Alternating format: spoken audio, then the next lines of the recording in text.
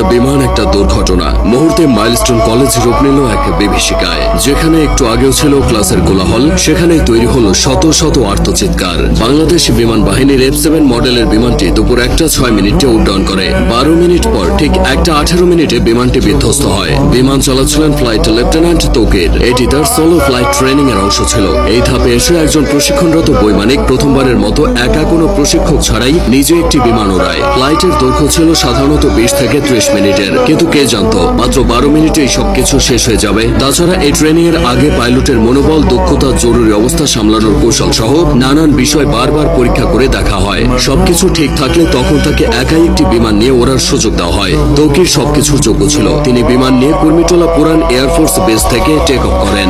এরপর উত্তরা, দিয়াবাড়ি, বাড্ডা, হাতিরঝিল ও রামপুরার ওপর উঠতে থাকেন। তবে কয়েক মিনিটের মধ্যে কিছু সমস্যা দেখা যায়। সঙ্গে সঙ্গে তৌকির কন্ট্রোল রুমে রিপোর্ট করে জানায় যে তার বিমান আকাশে ভাসছে না, মনে হচ্ছে বিমান নিচের দিকে পড়ে যাচ্ছে। কন্ট্রোল রুম থেকে তাকে জানানো হয় তিনি যেন ইজেক্ট করেন তথা বের হয়ে আসেন।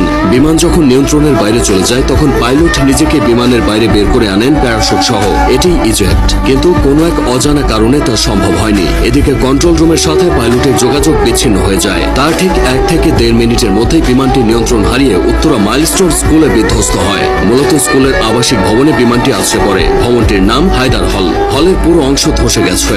বিমানের বড় অংশটা ক্যাম্পাসের মাঝের ফাঁকা অংশে পড়েছিল। বিমানটি একটু পরে আছড়ে পড়লে হয়তো হতাহতের পরিমাণটা কিছুটা কমতো, কারণ ক্লাস শেষের ঠিক পরের সময় বিমানটি আছড়ে পড়েছে। বহু ছেলে মেয়ে ক্লাস শেষে বের হয়ে চলে যেত। যে ভবনে বিমান বাহিনীর প্রশিক্ষণ বিমানটি বিধ্বস্ত হয়েছে সেটি দোতলা ছিল। ক্যান্টিনের পাশেই ওই ভবনটি। ওই ভবনে 2টি তলা মিলিয়ে মোট 16টি ক্লাসরুম আছে আর 4টি শিক্ষকদের রুম। প্রাথমিকের 1ম থেকে 5ম শ্রেণীর ক্লাস হতো এই ভবনে। 3য় ও 4র্থ শ্রেণীর শ্রেণীকক্ষের সামনে বিমানটি বিধ্বস্ত হয়েছে। তখন ক্লাস চলছিল। কিছুক্ষণের মধ্যেই ক্লাস শেষ হতো। ঠিক সেই সময় কলেজের প্রজেক্ট 7 নম্বর ভবনে বিমানটি ধাক্কা লেগে জ্বালানি লিকেজ হয়। পরে প্রজেক্ট 2 ভবনের সামনে আছড়ে পড়ে। বেলা 1টার দিকে স্কুল ছুটি হয়ে যায়। তবে তখনও কিছু শিক্ষার্থী সেখানে অবস্থান করছিল।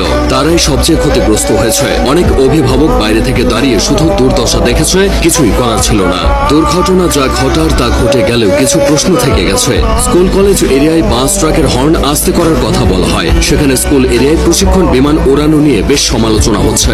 উন্নত দেশগুলোতে বিমান বাহিনীর প্রশিক্ষণ বিমানগুলো জনমানবহীন এলাকায় এনে ওড়ানো হয়, এই যেমন ফাঁকা মাঠ, নদীর পার বা বিধ্বস্ত কোনো জায়গায়। কারণ একটাই, কোনো অনাকাঙ্ক্ষিত ঘটনা ঘটলে যেন ক্ষয়ক্ষতি এড়ানো যায়। এদিকে ঢাকার মতো জনবহুল শহরে বিমান বিধ্বস্তর এই ঘটনা ক্ষয়ক্ষতির পরিমাণ বাড়িয়ে দিয়েছে। তাছাড়া যে বিমানটি নিয়ে তৌকির বের হয়েছিল সেটি বহু বছরের পুরানো বিমান বলে অনেকে দাবি করছে। এই বিমান এতটাই ঝুঁকিপূর্ণ যে দুনিয়া জুড়ে এটি উড়ন্ত কফিন নামে পরিচিত।